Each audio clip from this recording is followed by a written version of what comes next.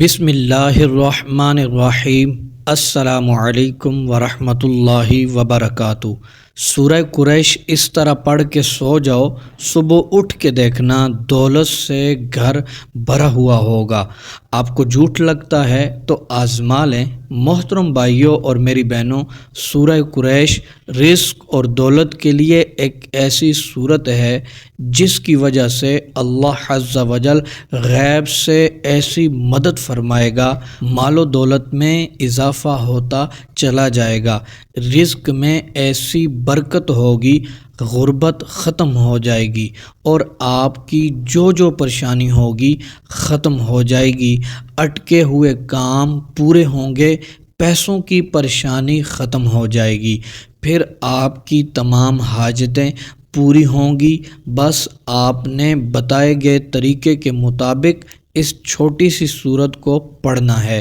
قرض جتنا بھی ہوگا اتر جائے گا، جیسے بھی حالات ہوں گے اس کو لازمی پڑھیں اور پھر عجائبات اپنی آنکھوں سے دیکھیں۔ اللہ عز و جل کی ایسی کرم نوازی ہوگی، آپ خود حیران ہو جائیں گے۔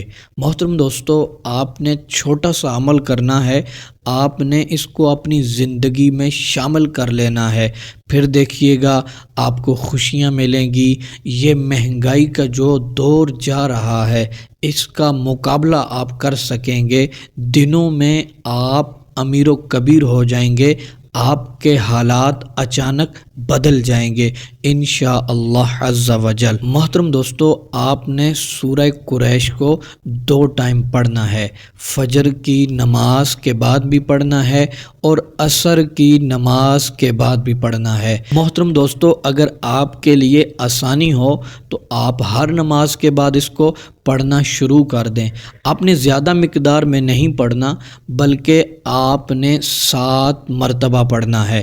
فجر کی نماز پڑھ کے 11 مرتبہ درود پاک پڑھیں، پھر آپ 7 مرتبہ سورہ قریش پڑھیں، پھر آپ 11 مرتبہ درود ابراہیمی پڑھ کے دعا کریں۔ اسی طرح عصر کی نماز کے بعد فوراً آپ نے 11 مرتبہ درود ابراہیمی پڑھنا ہے، پھر 7 مرتبہ آپ نے سورہ قریش کو پڑھ کے 11 بار درود ابراہیمی پڑھ کر دعا کرنی ہے۔ یہ چھوٹا سا عمل ہے، اگر چاہیں تو ہر نماز کے بعد شروع کر دیں، دنوں کے اندر آپ امیر و کبیر ہوں گے، آپ کی دعائیں قبول ہوں گی، آپ کی حاجتیں پوری ہوں گی انشاءاللہ عز و جل، غربت ختم ہوتی چلی جائے گی، رزق میں اضافہ ہوتا چلا جائے گا، اللہ عز و جل کی غیب سے مدد آپ کو مل جائے گی انشاءاللہ عز و جل۔